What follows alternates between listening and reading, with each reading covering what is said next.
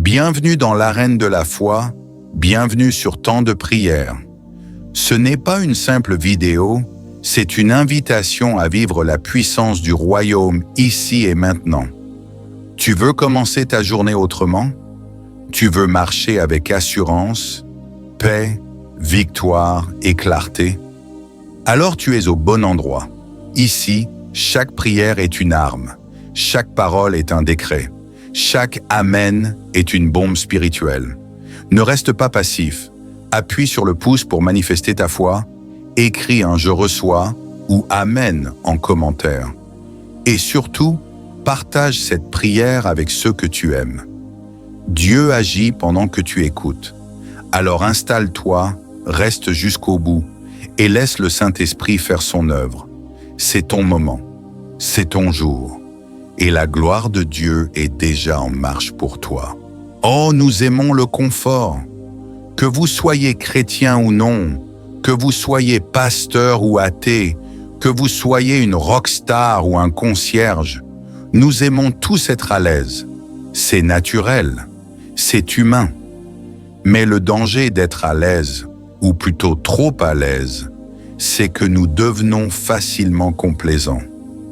Oui, si facilement dans ce monde, dans votre vie de tous les jours, y compris dans votre carrière, être à l'aise peut très vite vous conduire à être dans la même case que la paresse. Parce que s'il n'y a pas de feu dans votre ventre pour travailler dur pour quelque chose, si vous n'êtes pas concentré et ne travaillez pas vers quelque chose, alors cela conduit à moins de succès, moins d'argent, moins de compétences, moins de reconnaissance. Mais dans votre marche chrétienne, être à l'aise conduit à être tiède. Nous devons choisir consciemment de vivre avec un feu dans nos cœurs pour le Seigneur et savoir que tout ce que nous faisons concerne ce Jésus. Tout ce que nous faisons est pour Jésus.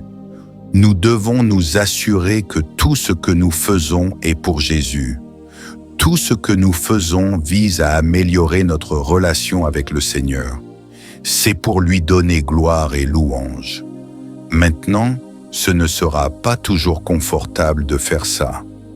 Il y aura des moments où cela signifie que vous devrez faire des sacrifices. Il y aura des moments où vous devrez servir. Si vous êtes dans un endroit confortable, vous ne pourrez rien faire de tout cela.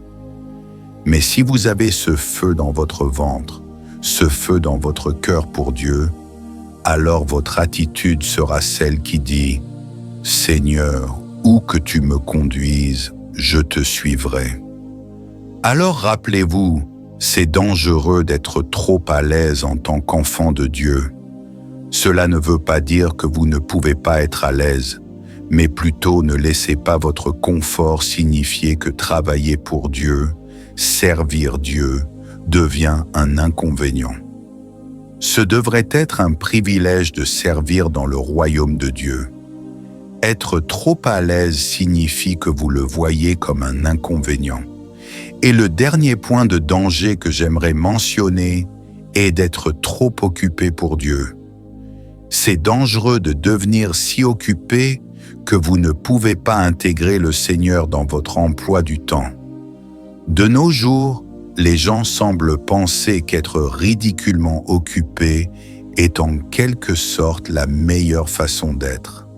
Cela donne à certaines personnes le sentiment d'être importantes. Mais il n'y a aucun mérite à être occupé juste pour le plaisir d'être occupé. Il n'y a rien à gagner spirituellement non plus si vous travaillez tout le temps sans tenir compte de votre vie spirituelle. Que sert-il à un homme de gagner le monde entier s'il perd son âme? Cet état d'esprit est une distraction pour la marche du chrétien avec Dieu. Il y a un réel danger à devenir trop occupé pour Dieu. Travail, famille, amis, loisirs, relations, tout ce que la vie peut apporter. Il y a un monde de distractions qui vous attend dans chaque recoin de votre esprit. Il y a même des gens qui ne voient pas qu'ils sont distraits parce que leur travail est en fait un travail religieux. C'est triste mais courant chez les chrétiens de se laisser prendre à faire des choses pour Dieu sans passer de temps avec Dieu. En fait, la relation personnelle est négligée alors qu'extérieurement, il semble que vous prospériez grâce aux actes religieux et au travail. Je connais de nombreux chrétiens qui font l'œuvre de Dieu, mais qui ont en réalité faim de nourriture spirituelle dans leur vie personnelle. Dieu veut que nous servions pour son dessein. Bien sûr, mais ne laissez rien, pas même le travail religieux, être une distraction dans votre relation réelle avec Dieu. Il veut votre vrai cœur, votre cœur tout entier. Et il le veut sincèrement. Nous devons protéger notre esprit. Nous devons protéger nos esprits et nos cœurs. Nous sommes bombardés de toutes sortes d'influences, toutes sortes de tentations. Il existe toutes sortes de forces maléfiques qui se disputent notre attention, qui cherchent à entrer dans nos vies et à semer le chaos. Nous devons protéger nos cœurs, nos esprits, nos yeux et nos oreilles, car ce sont tous des portes d'entrée. Ce sont des portes d'entrée dans nos vies. Je crois que nous avons besoin du Saint-Esprit aujourd'hui plus que jamais. Avec l'aide du Saint-Esprit, nous pouvons avoir du discernement. Nous pouvons identifier qu'il s'agit de quelque chose de trompeur. Avec l'aide du Saint-Esprit, nous pouvons discerner si quelque chose semble venir de Dieu, mais qu'en réalité, cela glorifie d'autres choses. D'autres choses qui ne sont pas de Dieu, comme ce monde, l'orgueil et le plaisir. Nous avons besoin des conseils du Saint-Esprit sur la manière de naviguer dans cette vie, tout en protégeant notre foi, notre joie et notre état d'esprit. Même moi je dis cela parce que nous devons être honnêtes et réels. Tout ce qui est diffusé à la télévision n'est pas bon pour votre âme. Tout ce que vous écoutez ne vous édifie pas. Toutes les personnes que vous rencontrez ne sont pas bonnes pour vous. La tromperie du diable est qu'il veut nous attirer dans un faux sentiment de sécurité. Il veut que vous voyiez quelque chose de maléfique, mais que vous croyiez que c'est un divertissement inoffensif. Le diable veut que vous voyiez quelque chose qui plantera les graines de la luxure. Mais il voudra que vous fassiez un compromis et que vous disiez « ce n'est qu'un film, ce n'est pas réel ». Bon, ce n'est peut-être qu'un film, mais il plante certainement des graines dans votre esprit. Le champ de bataille est l'esprit. Nous devons donc être vigilants quant à ce qui se passe entre nos oreilles. En fin de compte, peu importe à quel point vous pensez que votre situation est mauvaise ou désordonnée, vous n'êtes pas abandonné. 1 Jean 4,4 dit « Petits enfants, vous êtes de Dieu et vous les avez vaincus, car celui qui est en vous est plus grand que celui qui est dans le monde. Saint, celui qui est en vous, celui qui est dans votre cœur, celui qui s'appelle Jésus-Christ, il est puissant. Il est plus puissant que celui qui est dans le monde. » Maintenant, si vous saviez vraiment cela, si vous croyiez vraiment cela, si vous étiez convaincu que Jésus-Christ, votre Seigneur et Sauveur, est plus grand que celui qui est dans le monde, si vous croyez cela, alors vous seriez confiant dans chaque bataille. Vous seriez confiant même lorsque vous êtes attaqué.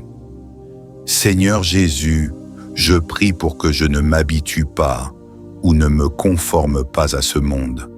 Philippiens 3:20 à 21 dit « Mais notre cité à nous est dans les cieux, et de là nous attendons comme Sauveur le Seigneur Jésus-Christ. Il transformera notre corps humble en corps glorieux, par le pouvoir qu'il a de s'assujettir toutes choses. » Merci Seigneur pour cette parole bénie et rassurante. Ma cité à nous est dans les cieux avec toi. J'appartiens à toi, Seigneur, et le ciel est ma demeure. C'est pourquoi je comprends que l'amitié pour le monde est inimitié contre Dieu. Je ne souhaite donc pas être ami du monde et me rendre ennemi du seul vrai Dieu. Je préfère être rejeté par le monde et accepté par toi, Seigneur Jésus. Père, dans les moments où j'ai envie de m'accrocher à des choses que tu m'appelles à abandonner, que le Saint-Esprit appuie mon cœur et me rappelle ton sacrifice sur la croix. Remplis mon cœur d'enthousiasme pour ton royaume, comme ta parole me le dit. Père, aide-moi à chercher d'abord le royaume de Dieu et toute sa justice.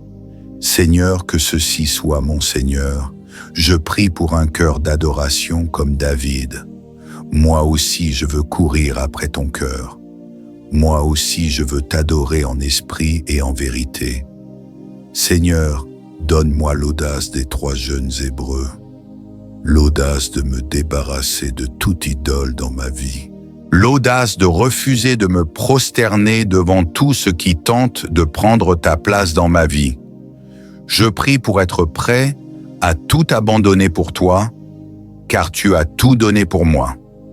Puissais-je être obéissant à ta parole, prendre ma croix chaque jour et te suivre. Père, je sais que tu ne m'appelles pas à une vie de confort, mais à une vie de sacrifice. Je sais que cette vie ne sera pas facile. Le chemin étroit ne sera pas facile, mais par ta grâce, je prie pour que je trouve la force d'avancer. Je sais que te suivre, Seigneur, c'est renoncer à toute autre allégeance. Mais je sais aussi que tu as bien plus de valeur que tout ce que je pourrais perdre. Aide-moi à abandonner toutes les idoles auxquelles je me suis accroché. Seigneur, donne-moi une volonté et cœur obéissant. Comme Abraham, laisse-moi, avec joie, abandonner mes biens les plus précieux et te construire un autel d'adoration. Tout ce que j'ai, tout ce que je suis, ô Dieu, tout t'appartient. Que mon corps soit donc pour toi un sacrifice vivant, saint et agréable, mis à part pour ton royaume.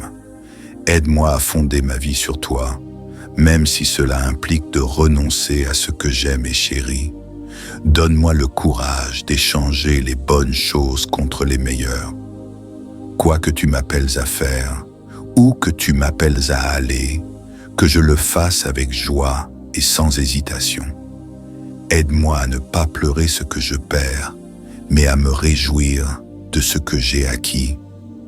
Ta parole dit, « Celui qui aime sa vie la perdra, mais celui qui la donne la retrouvera. » Seigneur, je donne ma vie devant toi maintenant, confiant que tout ce à quoi je renonce sera multiplié dans l'éternité. Donne-moi la foi pour dire la voix, Seigneur, même si je n'en vois pas l'issue. Abraham ne savait pas que tu épargnerais Isaac, mais il avait confiance que ton plan était bien plus grand que la sienne. Que ma vie reflète toujours cette volonté de tout sacrifier pour obéir à ta volonté parfaite. Seigneur, tu es digne de toutes nos louanges. Tu es digne de notre adoration. Tu es digne de toute gloire, Seigneur. Et Père, alors que nous venons à toi aujourd'hui, nous venons méditer sur ta parole, Seigneur. Ta parole me dit de soumettre toute pensée à l'obéissance du Christ. Seigneur Jésus, je te prie de m'aider dans cet aspect de ma vie. Aide-moi à protéger mes pensées. Toute pensée pécheresse, Seigneur, aide-moi à la soumettre. Pour toute pensée impure, pour toute pensée égoïste, Seigneur, je te prie de m'aider à la maîtriser et à la rejeter. Que le Saint-Esprit m'aide à fixer mon esprit sur les choses d'en haut. Souvent, Seigneur, mes yeux naturels ne voient que la montagne ou les géants de l'impossible tout autour de moi. Mais je te prie d'ouvrir mes yeux spirituels. Ouvre mes yeux spirituels afin que je puisse voir les anges qui campent autour de moi. afin que je puisse voir la faveur et la grâce que tu as placées sur ma vie. Je prie pour que le Saint-Esprit me remplisse d'audace et de courage. Rappelle-moi que je ne suis plus esclave de la peur, mais que je suis enfant de Dieu et que je n'ai pas reçu un esprit de peur, mais de force, d'amour et de sagesse. Aide-nous à comprendre, Seigneur Jésus, qu'une vie véritablement juste est celle que tu décris dans Matthieu 16, versets 24 à 25. Ta parole dit, « Alors Jésus dit à ses disciples, « Si quelqu'un veut venir après moi, qu'il renonce à lui-même, qu'il se charge de sa croix et qu'il me suive. Car celui qui voudra sauver sa vie la perdra, mais celui qui perdra sa vie à cause de moi la trouvera. Jésus, je viens devant toi les mains ouvertes, sans rien refuser à celui qui possède toutes choses. Seigneur Jésus, je crois que tu es mon gardien, tu es mon berger et tu es le prince de la paix. Que Dieu soit glorifié au nom de Jésus, je prie. Amen. Petits enfants, vous êtes de Dieu et vous les avez vaincus, car celui qui est en vous est plus grand que celui qui est dans le monde. Mais notre citoyenneté est au ciel, et de là nous attendons comme Sauveur le Seigneur Jésus-Christ, qui transformera notre corps humilié en le rendant semblable à son corps glorieux, par le pouvoir qu'il a de s'assujettir toutes choses. Alors Jésus dit à ses disciples, « Si quelqu'un veut venir après moi, qu'il renonce à lui-même, qu'il se charge de sa croix, et qu'il me suive. Car celui qui veut sauver sa vie la perdra, mais celui qui la perdra à cause de moi la trouvera. » Oh, nous aimons le confort. Que vous soyez chrétien ou non, que vous soyez pasteur ou athée, que vous soyez une rockstar ou un concierge, nous aimons tous être à l'aise. C'est naturel, c'est humain. Mais le danger d'être à l'aise, ou plutôt trop à l'aise, c'est que nous devenons facilement complaisants. Oui, si facilement dans ce monde, dans votre vie de tous les jours, y compris dans votre carrière, être à l'aise peut très vite vous conduire à être dans la même case que la paresse. Parce que s'il n'y a pas de feu dans votre ventre pour travailler dur pour quelque chose, si vous n'êtes pas concentré et ne travaillez pas vers quelque chose, alors cela conduit à moins de succès, moins d'argent, moins de compétences, moins de reconnaissance. Mais dans votre marche chrétienne, être à l'aise conduit à être tiède. Nous devons choisir consciemment de vivre avec un feu dans nos cœurs pour le Seigneur et savoir que tout ce que nous faisons concerne ce Jésus. Tout ce que nous faisons est pour Jésus. Nous devons nous assurer que tout ce que nous faisons est pour Jésus. Tout ce que nous faisons vise à améliorer notre relation avec le Seigneur. C'est pour lui donner gloire et louange. Maintenant, ce ne sera pas toujours confortable de faire ça. Il y aura des moments où cela signifie que vous devrez faire des sacrifices. Il y aura des moments où vous devrez servir. Si vous êtes dans un endroit confortable, vous ne pourrez rien faire de tout cela.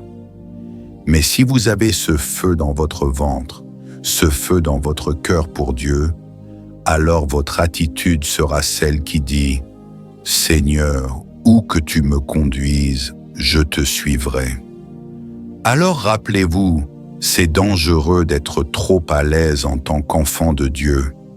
Cela ne veut pas dire que vous ne pouvez pas être à l'aise, mais plutôt ne laissez pas votre confort signifier que travailler pour Dieu, servir Dieu, devient un inconvénient. Ce devrait être un privilège de servir dans le royaume de Dieu. Être trop à l'aise signifie que vous le voyez comme un inconvénient. Et le dernier point de danger que j'aimerais mentionner est d'être trop occupé pour Dieu. C'est dangereux de devenir si occupé que vous ne pouvez pas intégrer le Seigneur dans votre emploi du temps. De nos jours, les gens semblent penser qu'être ridiculement occupé est en quelque sorte la meilleure façon d'être. Cela donne à certaines personnes le sentiment d'être importantes. Mais il n'y a aucun mérite à être occupé juste pour le plaisir d'être occupé. Il n'y a rien à gagner spirituellement non plus si vous travaillez tout le temps sans tenir compte de votre vie spirituelle. Que sert-il à un homme de gagner le monde entier s'il perd son âme? Cet état d'esprit est une distraction pour la marche du chrétien avec Dieu. Il y a un réel danger à devenir trop occupé pour Dieu. Travail, famille, amis, loisirs, relations, tout ce que la vie peut apporter. Il y a un monde de distractions qui vous attend dans chaque recoin de votre esprit. Il y a même des gens qui ne voient pas qu'ils sont distraits parce que leur travail est en fait un travail religieux. C'est triste mais courant chez les chrétiens de se laisser prendre à faire des choses pour Dieu sans passer de temps avec Dieu. En fait, la relation personnelle est négligée alors qu'extérieurement, il semble que vous prospériez grâce aux actes religieux et au travail. Je connais de nombreux chrétiens qui font l'œuvre de Dieu, mais qui ont en réalité faim de nourriture spirituelle dans leur vie personnelle. Dieu veut que nous servions pour son dessein. Bien sûr, mais ne laissez rien, pas même le travail religieux, être une distraction dans votre relation réelle avec Dieu. Il veut votre vrai cœur, votre cœur tout entier. Et il le veut sincèrement. Nous devons protéger notre esprit. Nous devons protéger nos esprits et nos cœurs. Nous sommes bombardés de toutes sortes d'influences, toutes sortes de tentations. Il existe toutes sortes de forces maléfiques qui se disputent notre attention, qui cherchent à entrer dans nos vies et à semer le chaos.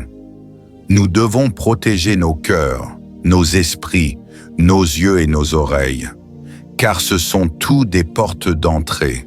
Ce sont des portes d'entrée dans nos vies. Je crois que nous avons besoin du Saint-Esprit aujourd'hui plus que jamais.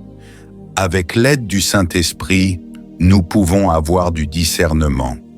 Nous pouvons identifier qu'il s'agit de quelque chose de trompeur.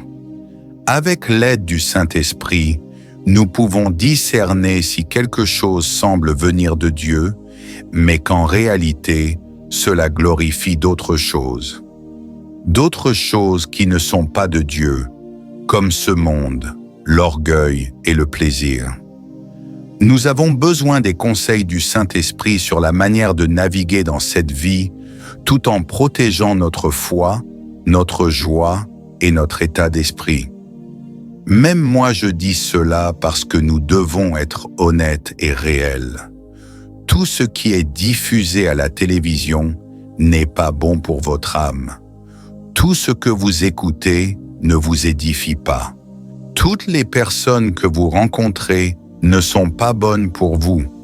La tromperie du diable est qu'il veut nous attirer dans un faux sentiment de sécurité. Il veut que vous voyiez quelque chose de maléfique, mais que vous croyiez que c'est un divertissement inoffensif.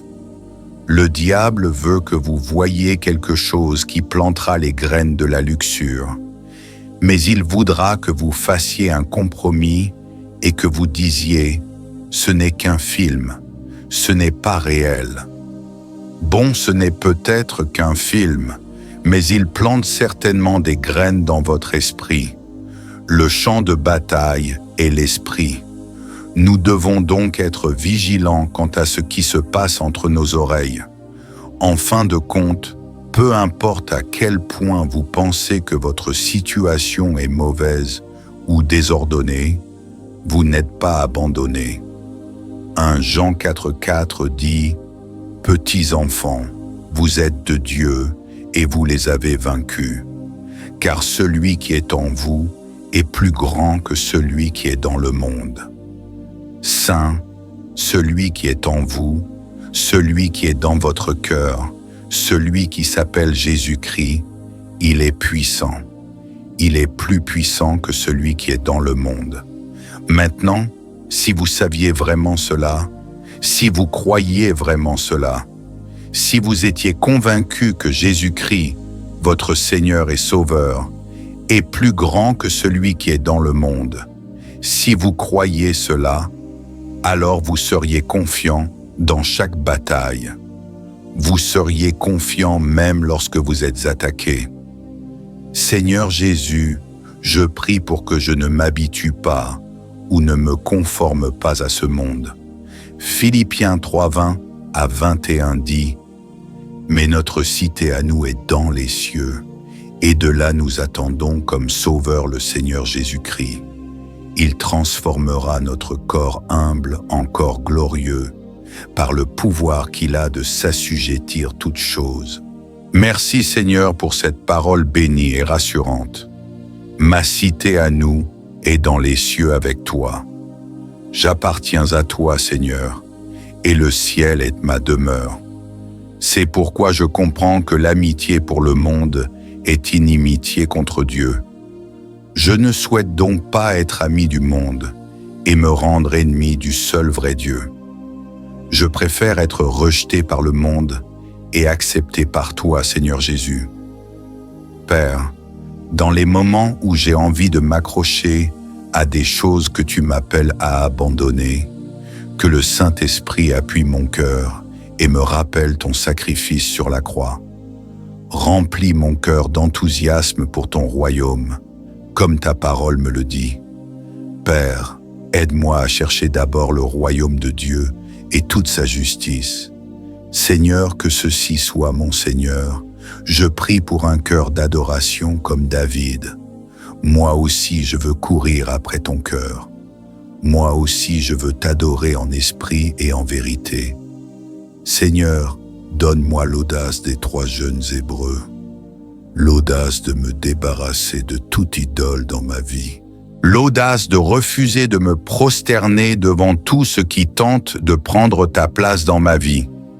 Je prie pour être prêt à tout abandonner pour toi, car tu as tout donné pour moi. Puissais-je être obéissant à ta parole, prendre ma croix chaque jour et te suivre. Père, je sais que tu ne m'appelles pas à une vie de confort, mais à une vie de sacrifice. Je sais que cette vie ne sera pas facile.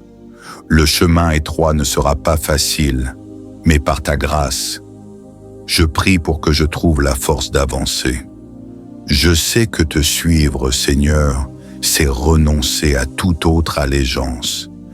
Mais je sais aussi que tu as bien plus de valeur que tout ce que je pourrais perdre. Aide-moi à abandonner toutes les idoles auxquelles je me suis accroché.